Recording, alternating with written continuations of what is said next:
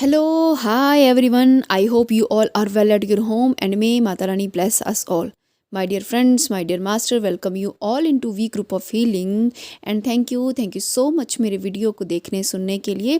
Dear friends, अगर आप नए हैं तो please to like share subscribe my channel, क्योंकि यहाँ पे आपको मिलती है स्पिरिचुअलिटी से रिलेटेड भरपूर जानकारी.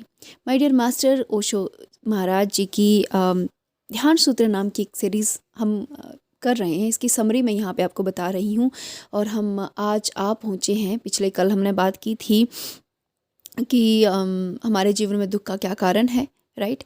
और आज हम बात करेंगे कि दुखों से निवारण के लिए हमें क्या करना पड़ता है. ध्यान साधना करनी पड़ती है, लेकिन ध्यान साधना के मुख्यतः 3 चरण हैं. उसमें सबसे पहले है ध्यान साधना की आरंभिक स्थिति, या हम कह सकते हैं ध्यान साधना की परिधि या प्रस्तावना. फिर उसके बाद होती है ध्यान साधना, राइट. और फिर तीसरा स्टेप है ध्यान साधना करने के बाद उससे मिलने वाले फल, राइट. तो आज हम बात करेंगे वो अबाउट ध्यान साधना के बारे में बात करेंगे. उसकी जो परिधि है, उसकी जो इंट्रोडक्शन है कि कोई भी साधना जब हम शुरू करते हैं तो मास्टर उसके लिए कुछ प्रिपरेशन हमें करनी पड़ती है, राइट. तो यहाँ पे ओशो जी कहते हैं कि आज हम भूमिका की बात करें तो जो ध्यान साधना का प्रथम चरण है वो हमारे इस भौतिक शरीर से ही शुरू होता है. ये जो भौतिक शरीर है ये एक मशीन की तरह है, राइट. ये एक मशीन की तरह है, ये एक साधन है. और जो मशीन है वो कोई भी अच्छी और बुरी नहीं होती. मशीन का हम प्रयोग कैसे कर रहे हैं ये डिपेंड करता है कि वो मशीन क्या कार्य करेगी. तो वो कहते हैं कि हमारा ये जो शरीर है ये एक साधन है. अब इस शरीर का उपयोग करके हम पाप कर रहे हैं या पुण्य कर रहे हैं, उसमें शरीर का तो कोई दोष नहीं, राइट. तो वो कहते हैं कि इस शरीर का प्रयोग करके हम परमात्मा को भी पा सकते हैं और इस शरीर का उपयोग करके हम अपनी दुर्गति को भी प्राप्त हो सकते हैं. तो शरीर जो है वो एक तरह से निर्दोष है, वो उसमें कोई भी बुराई नहीं है. शरीर ना तो अच्छा है ना ही बुरा है, ना ये शत्रु है ना ही मित्र है, ये कुछ भी नहीं है. ओशो जी कहते हैं कि यहाँ पे जो हमारे कुछ ऐसे ओल्ड स्कूल्स के जो मतलब साधु सन्यासी हैं वो ये कहते हैं कि शरीर ही हमारा सबसे बड़ा शत्रु है, ये शरीर ही हमारा सबसे बड़ा दुश्मन है. लेकिन यहाँ पे ओशो इस बात को पूर्णतया नकारते हैं. वो कहते हैं कि शरीर एक साधन मात्र है और इस शरीर का उपयोग करके ही हम क्या कर सकते हैं, ध्यान साधना में प्रगति कर सकते हैं. तो वो कहते हैं कि ये शरीर रूपी मंदिर है जिसमें परमात्मा रूपी आत्मा निवास करती है. तो इसकी शुद्धि का हमें प्रति क्षण ख्याल करना चाहिए. जैसे ही हमारे शरीर में शुद्धि होती है हम अपने अंतस में बहुत आसानी से प्रवेश कर लेते हैं. तो यहाँ पे शरीर की शुद्धि का अर्थ क्या है. तो ओशो जी कहते हैं कि शरीर की शुद्धि का अर्थ है कि हमारे शरीर में कोई भी ग्रंथि या ब्लॉक नहीं होना या कोई भी रुकावट नहीं होना. शरीर के किसी भी पार्ट में कोई भी रुकावट आ सकती है यदि हम अपने भावावेश को रोकते हैं. हमारे भीतर प्रतिदिन कई प्रकार के इमोशंस जो हैं वो पैदा होते हैं और यदि उन इमोशंस को हम क्या करते हैं, एक्सप्रेस नहीं करते या उनको अच्छे से मैनेज नहीं करते, तो वो जो इमोशंस हैं, वो जो भाव हैं, वो हमारे शरीर में एक ब्लॉक बन के किसी न किसी शरीर के किसी न किसी अंग में एक ब्लॉक बन के क्या होते हैं, बैठ जाते हैं. और फिर धीरे धीरे वो जो ऊर्जा है, वो जो भावों से इमोशन से उत्पन्न जो ऊर्जा है, जब वो बाहर नहीं निकल पाती तो वो ग्रंथि बन के जब शरीर में रह जाती है तो उसी से हमें बीमारियां उत्पन्न होती हैं. यहाँ पे ओशो जी कहते हैं कि बहुत अधिक बीमारियां, लगभग 50% से अधिक बीमारियां शरीर में ना होकर मन में होती हैं, मानसिक विकृतियों के कारण होती हैं. तो यहाँ पे कहते हैं कि शरीर की शुद्धि का हमें ख्याल रखना चाहिए. तो इसमें 2 उन्होंने तरीके बताए हैं, क्योंकि हमें पता लग गया है कि हमारे अंदर ब्लॉक्स हो सकते हैं हमारे भावों के कारण, इमोशंस के कारण. तो यहाँ पे ओशो जी कहते हैं कि अब तक तो हमें पता नहीं था कि इमोशंस जो हैं वो हमारे लिए ब्लॉक भी क्रिएट कर सकते हैं. तो यदि अब हमें पता चल गया है तो ये बहुत इंपॉर्टेंट है कि अब तक जब तक हमें ये पता चला है, अब तक जितने भी ब्लॉग्स हमने बनाए हैं अपने पिछली लाइफ्स में, तो ओशो जी कहते हैं कि पहला स्टेप है उन सब ब्लॉग्स को क्या करना, रिमूव करना, उन सब को हटाना. और दूसरा चरण यहाँ पे ओशो जी समझाते हैं, दूसरा चरण है कि अपने अंदर नए ब्लॉक्स को नहीं बनने देना, नई ग्रंथियों को नहीं बनने देना. मतलब यदि आप अभी से पहले के जितने भी ब्लॉक्स हैं, यदि आप 1-1, 2-2 करके ब्लॉक्स को रिमूव भी कर रहे हैं लेकिन नए ब्लॉक्स बनाए जा रहे हैं तो आपको ध्यान साधना में प्रगति देखने में नहीं मिलेगी। तो यहाँ पे वो दो मुख्य बातें समझा रही हैं। एक तो है शरीर में पुरानी ग्रंथियों का विसर्जन करना, शरीर में बनी हुई पुराने ब्लॉक्स को क्या करना, हटाना, और दूसरा है नए ब्लॉक न बनने देना। तो यहाँ पे वो दो युक्तियाँ समझा रहे हैं कि हम पुराने ब्लॉक्स को कैसे रिमूव कर सकते हैं। तो यहाँ पे बहुत अच्छा उन्होंने एक तरीका समझाया है, वो है एक्सरसाइज कर सकते हैं आप जब एक्सरसाइज करते हैं तो एक्सरसाइज करने के बाद आपको बहुत हल्का सा फील होता है। क्यों? क्योंकि हमारे शरीर में वो जो ग्रंथियाँ बनी हुई हैं अब तक हमारे भावों को दबाने के कारण, भावावेश को दबाने के कारण, राइट, तो वो ग्रंथियाँ एक्सरसाइज करने से क्या होती हैं, रिमूव हो जाती हैं। आप डांस कर सकते हैं, उससे भी वो पुराने ब्लॉक्स जो हैं वो क्या होते हैं, रिमूव हो जाते हैं। मास्टर यहाँ पे ब्लॉक्स को मैं क्लियर कर देना चाहती हूँ। ओशो जी ने बहुत स्पष्ट शब्दों में कहा है उदाहरण के साथ कि सपोज करो आपको क्या हुआ, कभी क्रोध आया, आप अपने ऑफिस में थे, आपको बहुत अधिक क्रोध आया, लेकिन क्योंकि ऑफिस में थे तो सब लोगों के सामने आप कुछ कर नहीं पाए, एक्सप्रेस नहीं कर पाए।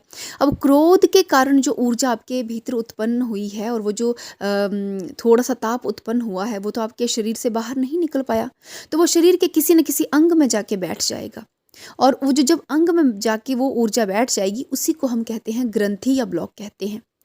तो ओशो जी ने जो टेक्निक समझाई है वो क्या है कि एक तो आप एक्सरसाइज कर सकते हैं, डांस कर सकते हैं। एक और उन्होंने तरीका बताया है कि एक अकेले रूम को लॉक करके खुद बैठ जाइए और जैसे ही आपका मन करे बिल्कुल वाइल्ड हो जाइए, बिल्कुल जंगली हो जाइए। अगर नाचने का मन है तो नाचिए, कपड़े उतार के फेंकने का मन है तो वो कीजिए। जैसा आपका शरीर कह रहा है कि तुम ऐसे बाजू हिलाओ, तुम ऐसे टांग हिलाओ, तुम डांस करना है डांस करो, तुम्हें रोना है रो, तुम्हें अगर गुस्सा करना है तो एक पिल्लो लेके उस पर गुस्सा करो, क्रोध उतार दो। जो तुम्हारा उस समय जो भाव उत्पन्न होते हैं अकेले रूम में बैठ के, वो सब भावों को अकेले बैठ के उत्पन्न करो और उनको बह जाने दो। क्रोध आ रहा है तो जैसे हम लड़ते हैं किसी अनजान शत्रु से, ऐसे कि हमारे सामने कोई खड़ा है उसको पीट रहे हैं, मार रहे हैं, पिल्लो का यूज़ कर सकते हैं, राइट। तो ये भी एक तरीका है पुरानी ग्रंथियों को विसर्जित करने का, राइट। तो ये तो हो गया कि हम पुरानी ग्रंथियों को कैसे विसर्जित कर सकते हैं। नई ग्रंथियां भी नहीं बनानी है तो उसके लिए क्या कर सकते हैं, क्योंकि अब हमें अवेयरनेस आ चुकी है कि हमारे शरीर में ग्रंथियां बन सकती हैं यदि हम अपने भावों को, अपने अंदर के इमोशंस को दबाएंगे तो। इसीलिए कहा जाता है मास्टर कभी भी इमोशंस को दबाइए मत, इमोशंस को एक्सप्रेस कीजिए, और अगर आप एक्सप्रेस नहीं कर सकते तो उनको मैनेज कीजिए, राइट। क्योंकि इमोशंस को जब हम क्या करते हैं, दबाते हैं, तो वो हमारे लिए, हमारी ध्यान साधना में एक रुकावट बन जाते हैं। तो नई ग्रंथियां कैसे ना बनाएं, उसके लिए हम क्या कर सकते हैं, क्योंकि हमें अवेयरनेस है इसलिए अपने इमोशंस पे ध्यान दीजिए प्रति क्षण। ओशो जी कहते हैं कि अवेयरनेस में रहते हुए जब भी आपको कोई इमोशन आए उसको आइडेंटिफाई कीजिए और उसको मैनेज करना सीखिए। जैसे यहाँ पे उन्होंने एक उदाहरण दिया है कि यदि आपको ऑफिस में बैठे क्रोध आ गया और 10 लोग बैठे हैं, आप अपने क्रोध को एक्सप्रेस नहीं कर पा रहे, तो क्या कीजिए, अपनी मुट्ठियाँ भींच लीजिए, राइट, अपने पैरों को स्ट्रेट कर दीजिए। वो जो क्रोध आपने दूसरों में निकालना था वो अपनी मसल्स में उस एनर्जी को लगा दीजिए, क्योंकि मुट्ठियाँ भींचेंगे, अपने टांगों को स्ट्रेच करेंगे तो स्ट्रेचिंग में क्या लगेगी, एनर्जी लगेगी, तो वो जो क्रोध की ऊर्जा है वो वहाँ मसल्स में जाएंगी और आपकी मसल्स क्या हो जाएंगी, स्ट्रांग हो जाएंगी। तो क्या होगा, एक तो वो ऊर्जा आपके भीतर नहीं रुकेगी, ग्रंथि नहीं बनेगी, और दूसरा आपको फ़ायदा हो जाएगा क्या, कि आपकी मसल्स बन जाएंगी। यदि आप ऑफिस में नहीं हैं, घर में हैं, तो क्या कर सकते हैं, जब किसी पे क्रोध आया तो रनिंग कर सकते हैं, राइट, या फिर क्या कर सकते हैं, रनिंग कर सकते हैं, या फिर गुस्से में डांस कर सकते हैं। ये बहुत इफेक्टिव टेक्निक है मास्टर, ये तो मैंने खुद भी उपयोग किया है। जब क्रोध आए तो कोई अच्छा सा म्यूज़िक लगाइए और क्रोध में डांस कीजिए। आप देखेंगे कुछ 10-15 मिनट के बाद आपका क्रोध शांत हो जाएगा और आपका शरीर बिल्कुल हल्का हो जाएगा। इससे क्या होगा कि वो जो क्रोध था उसको अपने मैनेज कर लिया, उस एनर्जी को अपने अंदर स्टोर नहीं होने दिया, और स्टोर नहीं हुई तो नई ग्रंथि नहीं बनी। पुरानी ग्रंथियों को आप विसर्जित कर रहे हैं और नई ग्रंथियों को क्या कर रहे हैं, माइंडफुली क्या कर रहे हैं, उनको मैनेज कर रहे हैं, राइट। तो इसके अलावा हमें दृष्टा भाव रखना चाहिए। नई ग्रंथियां ना बने इसके लिए दृष्टा भाव की प्रैक्टिस कीजिए। दृष्टा भाव अर्थात कि जो कुछ भी हो रहा है, दृष्टा भाव का अर्थ होता है कि किसी चीज़ को जज नहीं करना। जो कुछ भी आपके आसपास हो रहा है उसको ना तो अच्छा कहना ना बुरा कहना, न्यूट्रल रहना, कोई घटना दुर्घटना हो रही है, उसमें अपने आप को, अपने इमोशंस को एक्सप्रेस ना कीजिए, न्यूट्रल रहिए, राइट। तो इस तरह से आप अपने शरीर में नई ग्रंथियों को बनने से क्या कर सकते हैं, रोक सकते हैं। यहाँ पे ओशो जी एक बहुत सुंदर बात और कहते हैं कि हमारे शरीर में जो कुछ भी कंपन होता है वो मन का कंपन होता है। यदि हम हाथ या पाँव अपने हिला रहे हैं तो अर्थात हमारा जो मन है वो स्थिर नहीं है। इवन हम आंखें बंद किए मेडिटेशन कर रहे हैं और अगर हमारी आई बॉल्स भी हिल रहे हैं, मतलब हमारा मन स्थिर अभी नहीं है, राइट। जैसे आपने देखा होगा बहुत से लोग बैठे होते हैं, वो कई लोग अपने पैर हिला रहे हैं बैठे बैठे, कुछ गाना गा रहे हैं तो पैर हिला रहे हैं, कुछ हाथ हिला रहे हैं बैठे बैठे, राइट। वो अपनी धुन में है, लेकिन वो पैर हिला रहे हैं, बॉडी पार्ट हिला रहे हैं, यानी मूवमेंट कर रहे हैं अपनी बॉडी की, दैट मीन उनका माइंड स्थिर नहीं है। उनके माइंड में क्या है, अस्थिरता है, राइट।